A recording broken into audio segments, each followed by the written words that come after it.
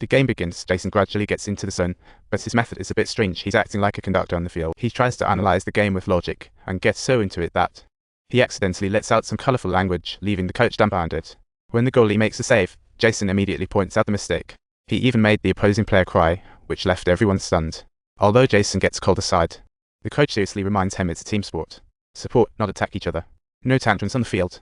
Weekend arrives again. Jason draws his dad's favorite team. Mig takes him to the game, noticing a tear on his cheek. Mig is super excited to see this, thinking Jason is finally decided to support the same club as him. He exclaims. Next, Jason is set to watch his mom's favorite club, and Mig is a bit worried because he knows the home crowd is going to be packed. Fans cheer non-stop for a full 90 minutes with hardly a moment of silence. He worries that Jason might struggle with all that sensory overload, but Jason is totally unfazed. The day before, he heads to the stadium as planned. Once the game starts, Mig's swears quickly become a reality. The whole stadium erupts with cheers, with excitement constantly filling the air. But Jason gradually adjusts to the chaos. He tries hard to find his way in, and while he still doesn't like sudden loud noises, he works to adapt.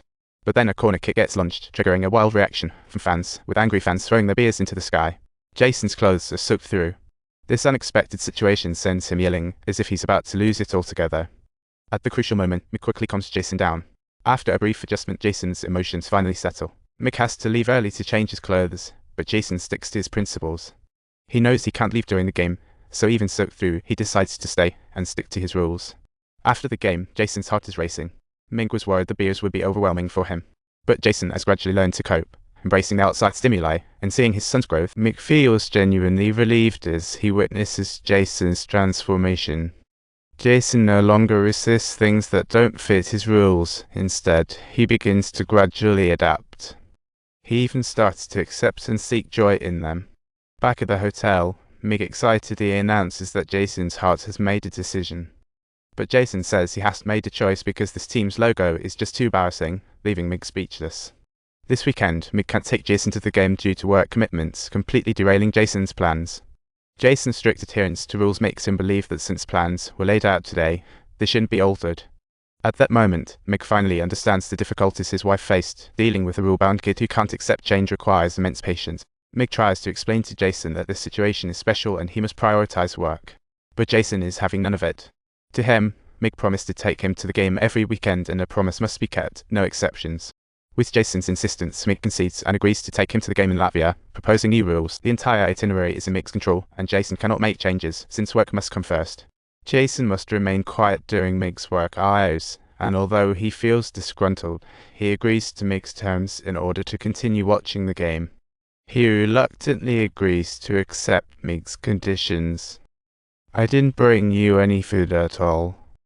Because I have no food, like in the computer. There are lots of different commands, but they just argue and then the system crashes. You get that? Or it'll just start crashing inside your head. The day before, when Meg and Jason arrive in Latvia, it's already midnight. They get to the stadium, and after checking the precise time with his dad, quickly head toward the center of the field. Mig feels confused and doesn't understand what he's doing.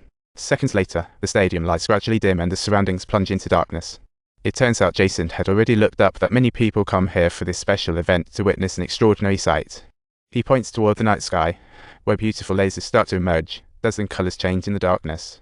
Like flowing ribbons of light slicing through the sky, as Jason talks about his future. He expresses his desire to be an astrophysicist, hoping to explore the mysteries of the universe. However, he knows that if he gets sent to a special school, he might not achieve this goal. After hearing this, Mig finally understands Jason's true thoughts. In the past, he always tried to make Jason fit into reality, overlooking his son's inner resolve. Jason isn't just stubborn about the rules, but has his own dreams and goals. Under the starry sky at the stadium, Mig realizes this journey isn't just about finding a team, but also a deep exploration of Jason's inner world. Mig begins to truly accept Jason's way of thinking, offering him more support and understanding. The next day, Mig wakes up completely dazed. Amazingly, his luggage is missing. He searches frantically, while Jason shouts about needing to use the bathroom.